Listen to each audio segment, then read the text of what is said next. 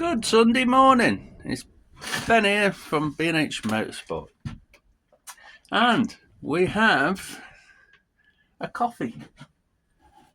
And the weather is not so great in the Falklands.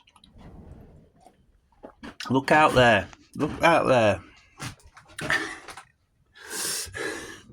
There's the project car L200, and it's been abysmal here.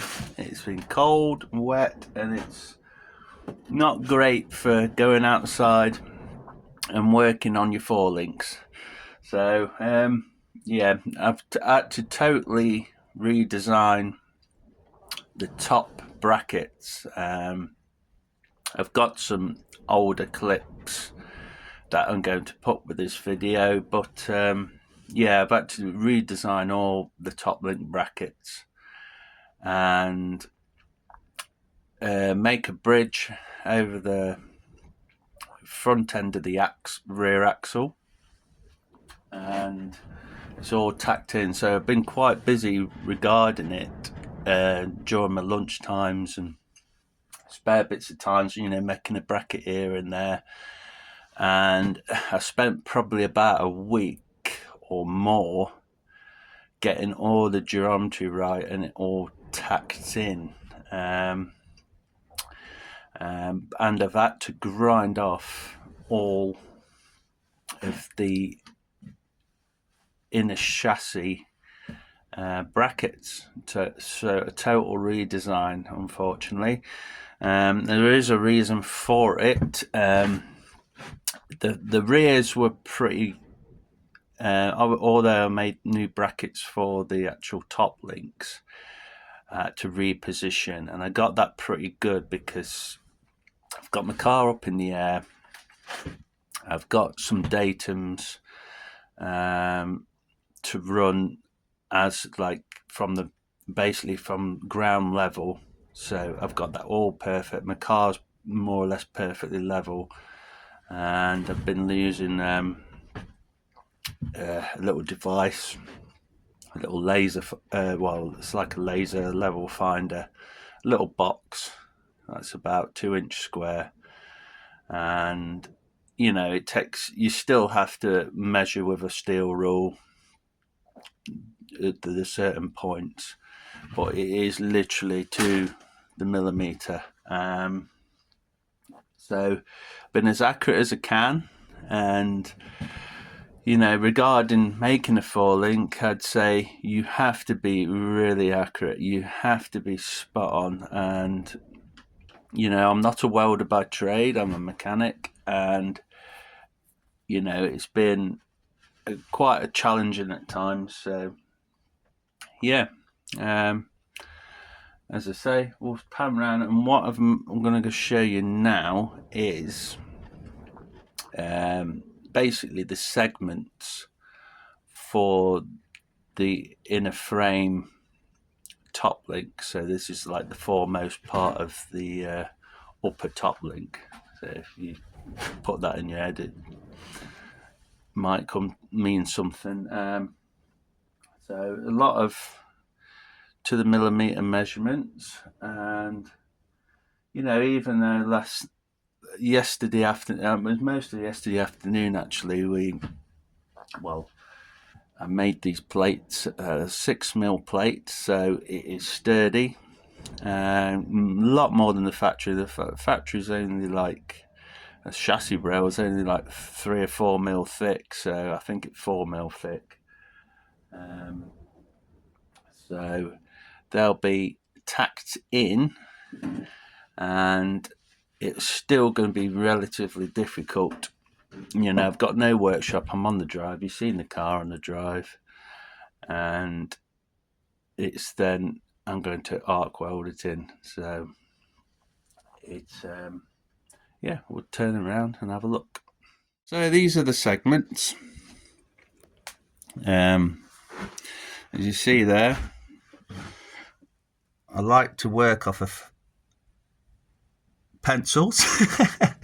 So this is how, I've got no computer aided design, no software, no AI going on here. This is just me measuring, writing down bits on a paper, and you can see there you've got your top segment, which goes to the top of the rail. You've got the bottom segment, and already in place I have a segment that's attached to the chassis, and it's got a little kick, and I guess it's around a 20-degree kick off the chassis, and that's to get in with the upper, so bear with me now, outer plate that comes quite close to the actual chassis. So that needs a little kick to get the 70 degrees bar angles, which I've got coming from the sort of the center of my axle. So they actually travel towards the inner chassis rail. So that makes, if I can actually get one of these plates, you can see I've started to hammerite them. So imagine now this, excuse the video, that is the top section there. So, and what it does, the actual, if you imagine the bracket now, it's very hard to show you on this. You've got the bracket coming in sort of there. So you've got the brackets here. This bit overlaps and ties into the chassis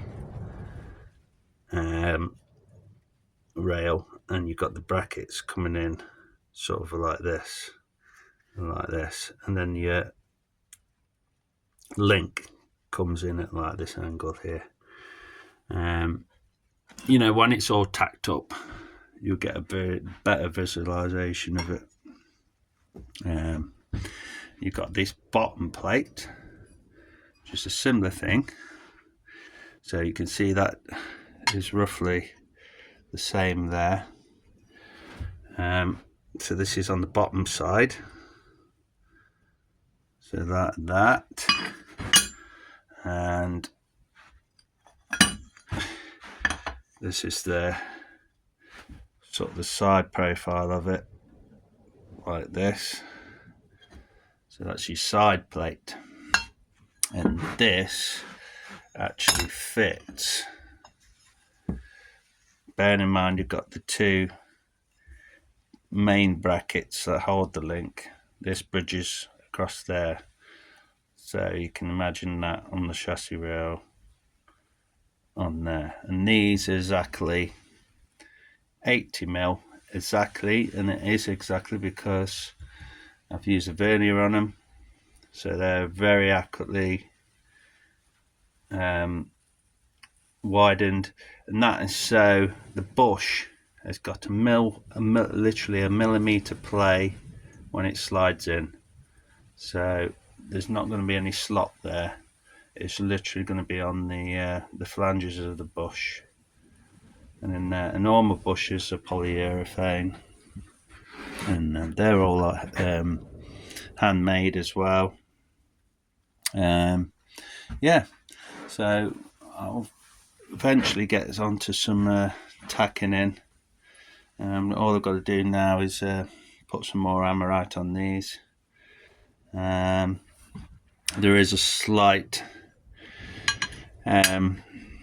amendment to this plate, but what I've got to do is sort of trace around the inner chassis, because there's actually the lower link actually comes out a bit and in, so this is going to have a segment sort of drawn around like this, so it sits flush to the actual chassis rail. So this is only going to have a cutout sort of around here like this, and then there, that's so that edge sits flush to the chassis.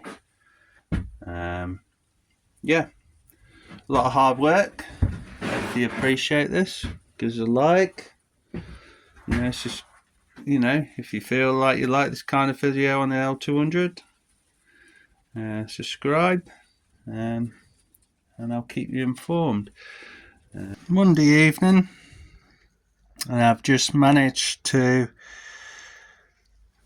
finish painting up these plates for the chassis mounted top links, and you can see there I've got 18mm relief holes in all the plates to stop cracking or prevent cracking, and to take the loads and distribute it evenly. You say, for example, that drilling there, obviously start small, sort of a 5mm bit, then 10, and then up to the 18. So that takes about an hour's work just doing that, so you can appreciate how much goes into this. Plates probably an afternoon, and then probably, you know, an hour's of painting or something in total, you know, between drying time.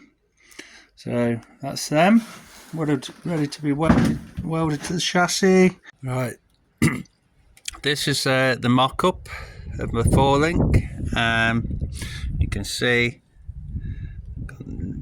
that to nip off the inner side rails, so redesign, because these actually they're about 50mm lower than I originally designed, and you can see it's all flashed back there, all locked off, because I did have a triangulated bracket in there, but I've had to just start again, and see I've got them in there. There's my 70 degrees. You can see the bracing I've got on the diff, it's all 6mm. You can see the angles there have just been perfected, spot on, and you can see I've got the center axle datum point there. They're perfectly 70 degrees, and going out to the other side, look, you can see now I've got to then form the triangulated bracket onto the chassis, and there's my custom made bushers. There's the 70, and you can see the bottom link there, that's absolutely parallel with the floor, ground level. So that one is a very straight bar, all adjustable. You can see the adjusters there for different anti-squats, and the position where you actually see the bars now, that's on there. I don't know if you can see down there, I've got, there's 2 more mounting holes down there.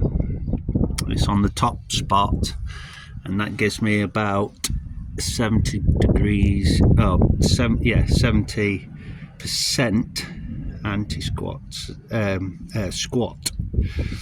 So it's actually in squat mode at the minute, or squat position, and all I've got to do to get about 90% is literally, you see inside there, there is another, it's probably, you probably can't see it, but there is another hole 22mm further down where that's mounted, and that will give me 90%, so a very slight squat just by moving that foremost bar down. So whenever I decide to do that, depending on how it drives, how it handles, and bear in mind this is on a Walkinshaw model, which came with coilovers as standard, but it's a total redesign, and takes some thinking about. And you can see I have no panhard rod because it's down there, scrap that, and total redesign. You see there's my datums, and I've even got datums going for most of that wooden bar, as my ground level, and you see it goes forward. That's so I can obviously measure off at the same point the foremost of the bar, you see. So they're all tied in, parallel as I could be. Plumb, all that going on. Hopefully you enjoy this, and you can see the weather in the Falklands. It's bloody cold. It's about 2 degrees in the day. You can see I've got datums running off there, and you can see how parallel the links are, and you can see the actual, you actually can see the top link going inwards there, and at the back. And you can then also see my prop angle, and that took some figuring out. I can't actually, by the time the bottom bars are parallel, I can't get that actually is, you know, 0 degrees. Actually running around 2.5 degrees angle. So, you know, it's not perfect. You've got to be within 3, but there is a slight angle on that pinion angle there. But relatively it will run okay like that. There we have it. Thank you very much. Obviously that is all tidying up, but with the Falklands weather and me working outside, yeah, the rust is the tactic to about the 3rd time now. But I'll be all cleaned up. My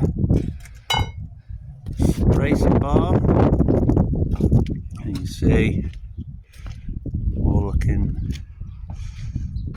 on there. You can see how low this is going to be. Yeah, enough for the waffling. I was a sneak peek. Well, that's got my new caliper bolts from China.